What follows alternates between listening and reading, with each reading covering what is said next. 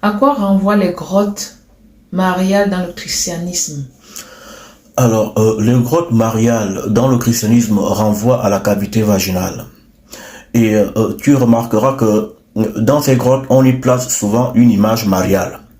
Et devant cette grotte mariale, qu'est-ce qui se fait souvent? On fait des prières. On va, on s'agenouille, on prie. La Il y a de l'eau grotte, aussi. hmm? Il y a de l'eau. Il y a de l'eau aussi, justement. De l'eau là qui est là représente les eaux vaginales, les eaux de Dieu. Parce que les eaux vaginales sont les eaux de Dieu. Ce qui représente dans le christianisme les eaux du baptême. Les eaux du baptême, ce sont les eaux vaginales. Quand donc on baptise une personne, c'est comme si on l'enfuyait dans les eaux vaginales de sa maman. Donc, quand donc dans le christianisme, nous avons les grottes mariales, en fait, les grottes mariales représentent l'eau vagin.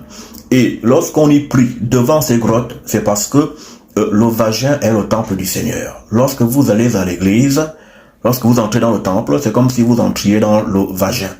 C'est pourquoi un homme qui ne bande pas ne mérite pas de prier au Seigneur. Parce que le fait d'aller à l'église, c'est comme le pénis qui rentre dans la cavité vaginale. Le pénis qui rentre dans le vagin représente des adorateurs qui partent adorer dans le temple, dans donc la cavité vaginale. C'est pourquoi un homme qui n'a pas de pipi, qui n'a pas de bite, un homme qui a eu le pipi coupé, qui n'a pas de couilles, qui n'a pas de testicules, ne mérite pas de venir dans l'assemblée du Seigneur, parce que l'assemblée du Seigneur est une assemblée bandante.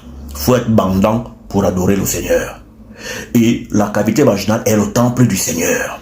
C'est pourquoi le vagin est la présence de Dieu.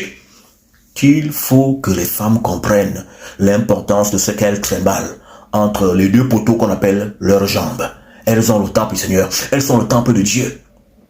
C'est pourquoi le christianisme, notamment le catholicisme, vous avez des grottes mariales qui ici indiquent quel est le temple du Seigneur. C'est le vagin. C'est le temple de Dieu. C'est dedans qu'il y a le Seigneur. Et c'est pourquoi la seule fois que l'homme peut atteindre une dimension de goût inexprimable, c'est quand il va dans ce temple-là. Parce que Dieu est dans le sexe de la femme. Et c'est pourquoi chez les décans, on appelle Dieu Zam, qui veut dire le goût. Et justement, seul Dieu est bon. Donc seul Dieu est délicieux. Quand on le goûte, quand on va à lui, quand on va à elle. Amen. Que Tario reçoive encore la gloire dans la vibration christique. Amen. Amen.